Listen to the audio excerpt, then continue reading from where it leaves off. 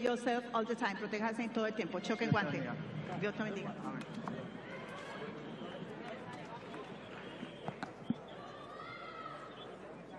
Ready to go for 8 rounds at 118 pounds. Sergio, I think we're going to be hearing a lot of foghorns in the arena coming up over these 8 rounds. Foghorns and great music, but yeah, man, that's what I love about this crowd, a lot of passion.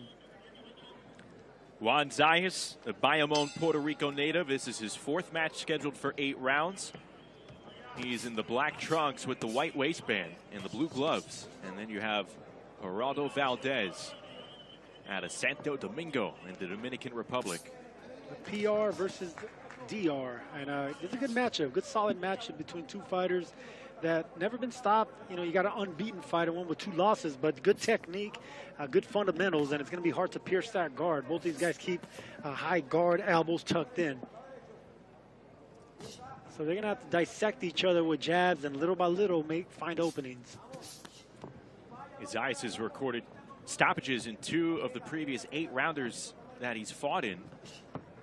But I think a win in any fashion against Valdez tonight would probably be the most impressive in the young Zayas' pro career. I agree. No, definitely, and he's gonna have to earn it, like I said, because dealing with a tough fighter in Valdez, you know, keeps his hands up, you know, doesn't take too many chances. He has enough pop to keep you honest.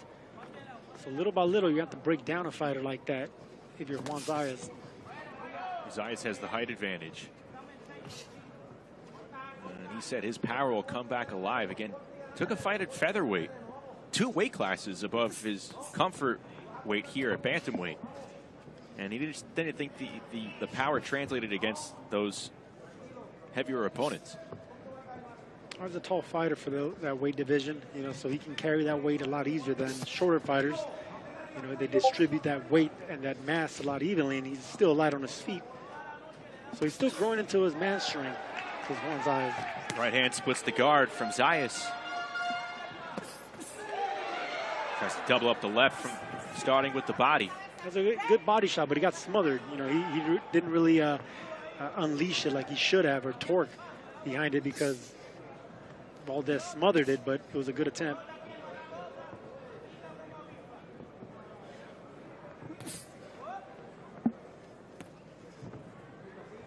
You have to see a lot of jabs like that from Valdez. You got to open up, you know, from Zayas, excuse me. A lot of jabs. You're going to open him up and get Valdez to overcommit when you can counter him with something, because this is a fight between 2 fighters that don't make too many mistakes.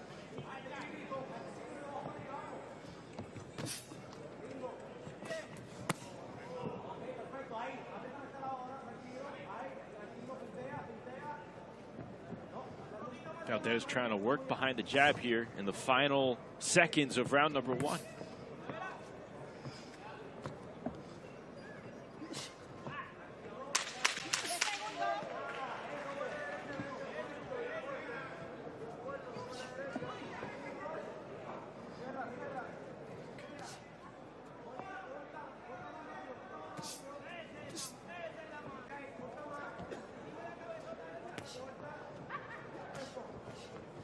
Yeah, normally when a fighter stays in his hometown, it's a red flag. You know, you want to fight different styles. You want to get out of your comfort zone, out of your hometown, home country. So yeah, maybe the switch of style, maybe the Dominican style, you know, gives them some issues, especially the later this fight goes, because 8 rounds, it's still enough time for you to develop. You know, you can get surprised by sneaky fighters that have amateur pedigree. You know, it's the 4 and 6 rounds that are dangerous. I personally didn't like those fights. They went too quick, and you weren't really, you know, picking up too much experience because the rounds went too fast. Zayas doubling up the left hand moments ago. Yeah, nice left hand there by Zayas. You know, nice left hook, and came back with the same uppercut. Very athletic move by a tall fighter. That takes footwork and positioning. And athleticism, of course, you know, so I like what I'm seeing from Juan Zayas. That left hand is nice and educated. You know, he throws at the right time. Nice snappy puncher.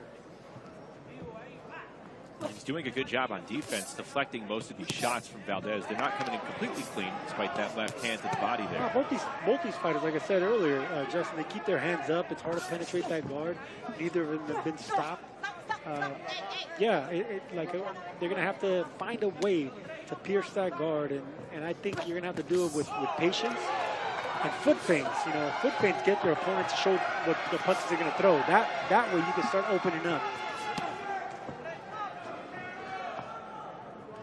Those are the things. Those are the little slight things you pick up. You know, when you're a professional, young professional. The power of the jab, the power of a foot feint, the power of patience. You know, let your opponent make the mistake. Let him, you know, get over aggressive, and that's how you mature as a fighter. Zayas doing a great job using the entire ring, you know, and always coming to the middle of the ring, staying off the ropes. Good ring generalship by Juan Zayas. Both fighters competing with a lot of confidence in these first 2 rounds. Perhaps Zayas a little more in this final minute of round number 2.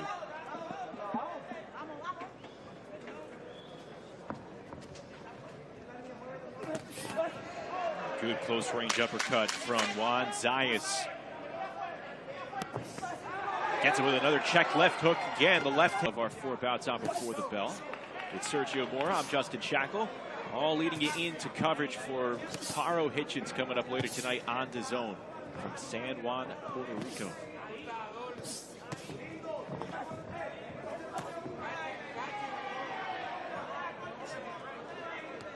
Set another example there, Sergio Zayas just able to find his way back to the center.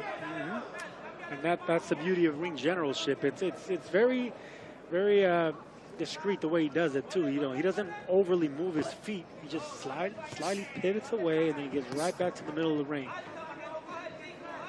It takes intelligence to do that. You know, it takes being aware of your surroundings and the fact that anytime you're getting near the ropes or near a corner, you want to give yourself an out, but not pivot in the same direction. And look, see, it's like a magnet going back to the middle of the ring for Zayas. Zayas jabbing with Valdez's punches. Yeah, but if you notice, Zayas does a little step with his left foot to not stay in the range or in the firing line of Valdez. There's always a nice little foot movement to the left or to the right. And that's why Valdez is having a hard time not only closing the distance, but landing a clean shot.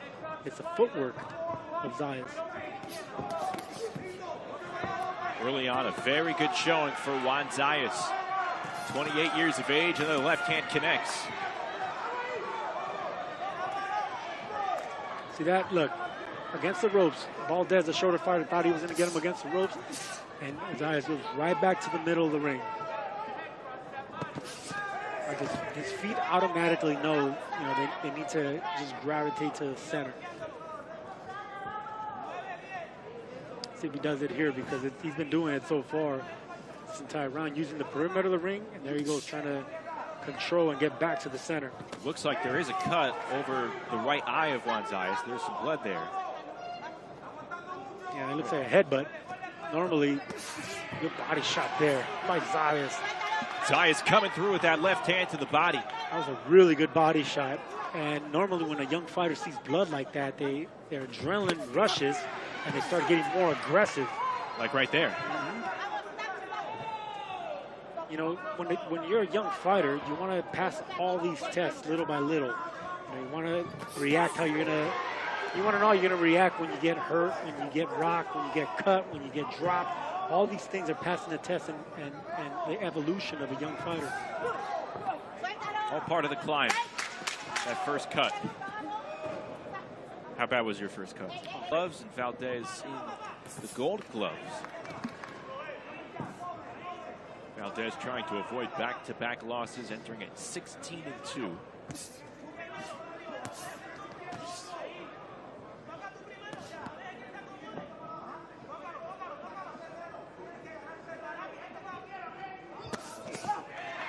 Left hand to the body from Zayas.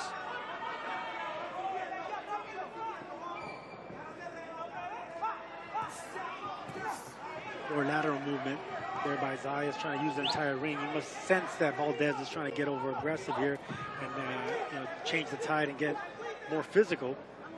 And Zayas doing the right thing, the mature thing, not giving him that. You know, just taking off this round, you know, moving around, and then finding your ways again. At the same time, sense that the comfort level is there as Valdez lands a right hand, because Zayas is letting Geraldo Valdez just come to him.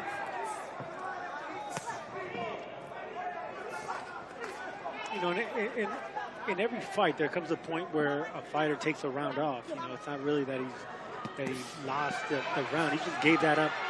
He gave that round up just to get his win and you know, get back on track. So I think that's what Juan Zayas is doing here. It's either that or Valdez is finally imposing his will. Good uppercuts there by Zayas. 3 left uppercuts. Another thing that takes a lot of athleticism. You know, throwing 3 hooks at the same time, 3 uppercuts at the same time. You know, not a lot of fighters do that. Zayas perhaps being warned for a low blow. Good shot there. Instead of coming in with a jab behind the right hand, it was a left hook, giving a different look to your opponent. You know, normally it's a 1-2 that you expect, but whenever you come around the guard with a hook and make it a 3-2, you can catch your opponent off guard. Double A up the left, Juan Zayas back to the middle of the ring. And if you want to get even fancier, Justin, you make it a 2-3. You know, that's what my trainer used to do. That, you know, you got a lead right hand. Sometimes you don't always have to go in with a straight jab. You know, you come in with a lead right hand, and then you come around the guard.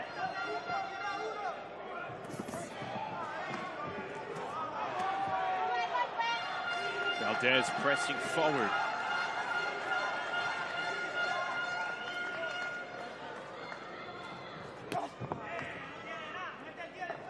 How would you assess the power here of Zayas? I haven't really seen much power. He's a strong puncher, but I haven't seen power like where the tide could change with one punch. He's crisp, he's strong, but it... Nearby Bayamon, Puerto Rico, Geraldo Valdez from Santo Domingo in the Dominican Republic.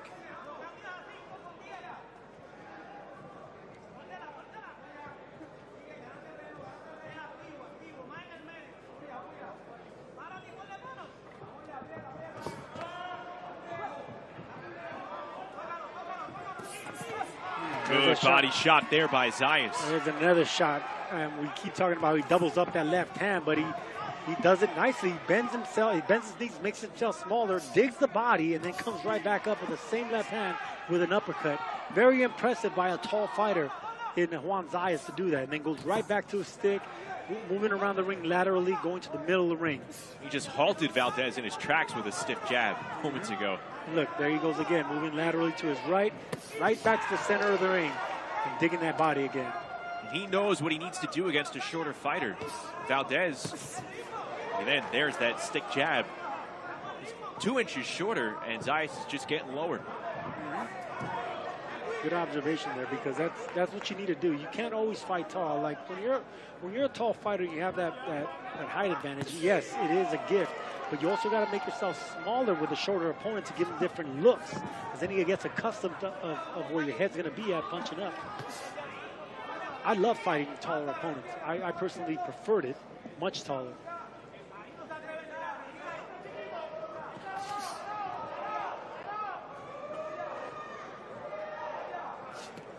Zayas trying to showcase his speed here, challenging Valdez to throw so he could punch with him. Yeah, and the way he's going to do that is by foot feinting. That's the only thing I haven't seen from Zayas, is foot feints to get Valdez to show you what he's going to throw and punch, and then you can counter off that. So when he sees this, I would like to see that Juan Zayas to work on his foot feints and try to get him to bite, you know, with those feints. Instead of posturing like this in front of him, you foot feint. There was a little slight one there, but you got to do it quick.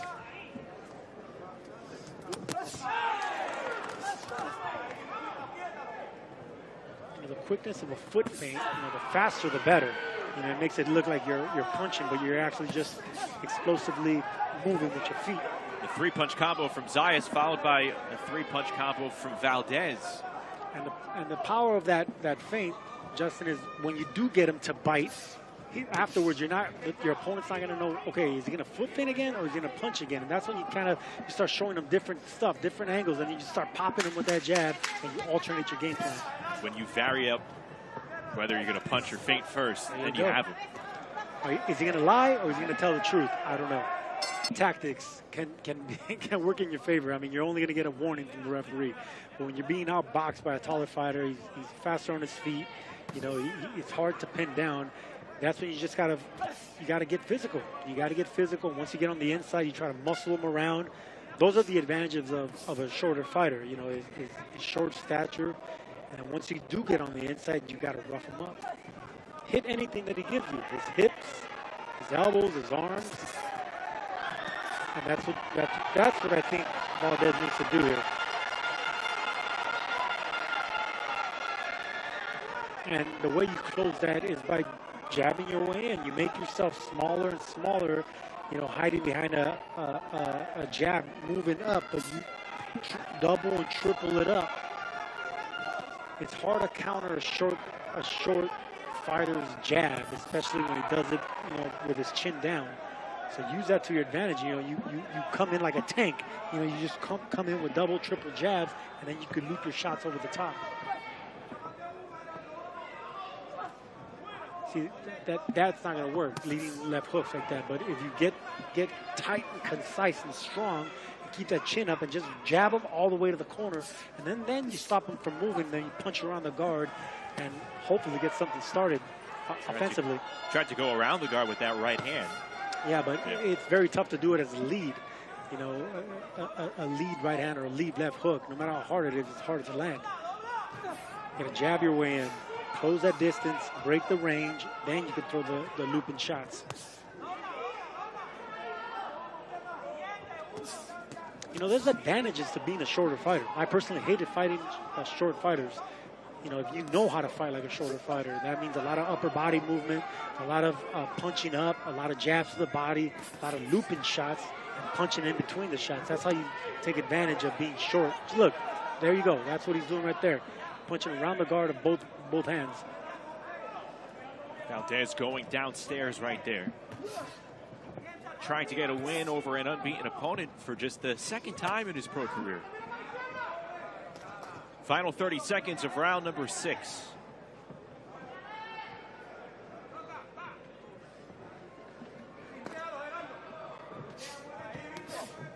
Good jabs there by Zayas. You know, you're in there with a resilient, tough fighter in Valdez. You gotta just little by little just bust them up with jabs. You know, you can't throw combinations with a shorter fighter because they can throw in between the punches. And 1 point being taken away from Geraldo. Gracias. Zayas and Valdez scheduled for 8 rounds here in our second fight on Before the Bell. This is the 7th round in a fight in where Zayas has controlled the overwhelming majority of it. Controlled it, and what I've been more impressed with Zayas is his responsibility and discipline, sticking to the game plan. You know, there's times where, you know, he could have gotten a little bit more offensive, but he'll make himself vulnerable to a determined Valdez, and he hasn't done that. So anytime Valdez does try to get something going, he does just that. He smothers them, and he starts moving again, Zayas, always going to the center of the ring. Zayas is 28. He began boxing when he was 14. Fought in 80 amateur matches. Was on the Puerto Rican national team in 2017 and 2018. Yeah, you can see that. You can see that he's a polished fighter and that he has amateur experience because the technique doesn't lie. You know, the fundamentals, that's what it all starts with. And if you start with bad habits, those bad habits are going to be hard to break. You can see that he has pedigree and he's a polished boxer puncher. Good-looking kid, Juan Zayas. You know, bright future. I like what I see. He's the only boxer in his family. His mother works in a hospital. His father's in the military. And he's holding another job. I mean, full-time boxer, full-time phys ed teacher. No, you can't be a full-time boxer if you have a job. I'm telling you right now, no matter how talented you are, you're going to have to pick one career. And, you know, right now he can get away with it because he's young, he's naturally talented. But if he plans on doing something special in this game, you can't cheat on boxing. You have to give it everything, 100%.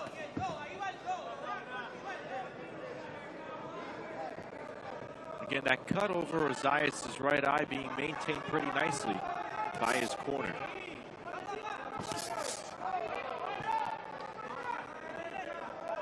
What do you want to see from Zayas over the last round plus here? He's not going to get, I don't think he's going to get Valdez out of there. So just jab, and stay disciplined, avoid another head clash or rough fighting from Valdez, and just keep popping that jab, and of course foot feints. I think that's one thing he's going to take from this. You know, hearing my critiques, I guess, is foot feints and just more jabs, but everything else, he looks great. Big left hook connection moments ago. Might have been one of the more accurate and impactful punches of Zayas' night. And that's the combination I've been liking from him. It's a left hand. Valdez in the gold gloves, Juan Zayas in the powder blue.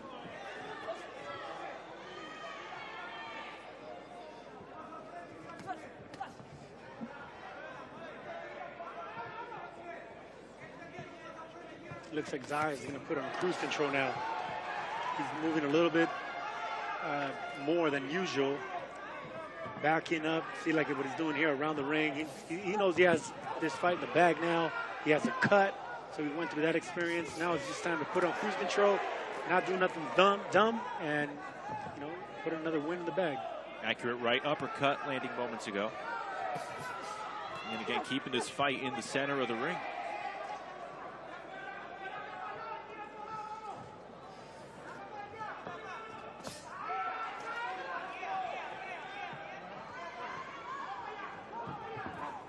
When it comes to the last round, for a fighter that's losing, he gets an adrenaline rush.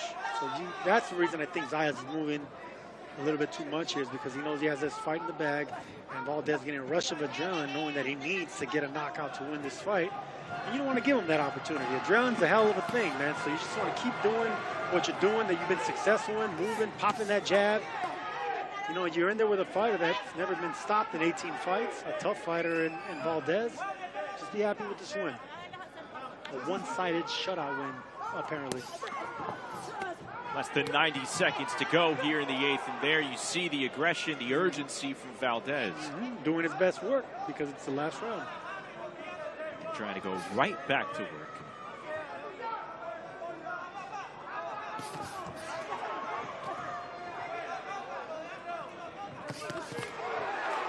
Good 1-2 there. Good connection. See, that's when Zayas can actually get some damage done. If he is wanting to hurt or stop Valdez, he has to do it when Valdez is getting aggressive and coming in with harder punches. The more power that you give, the more that you're vulnerable to power. In a match where we've seen some headbutts, Valdez charging forward here in the 8th and final round.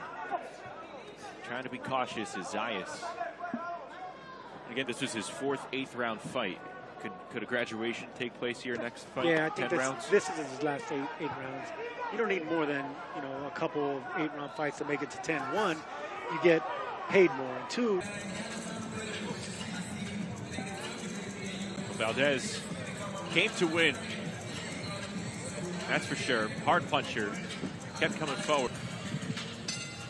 Ladies and gentlemen, after 8 rounds of action here in San Juan, we go to the judges' score totals. Jose Silva and Gerardo Martinez both scored it up 78-73. Carlos Colon 77-74. All 3 for your winner by unanimous decision, Juancito Zayas.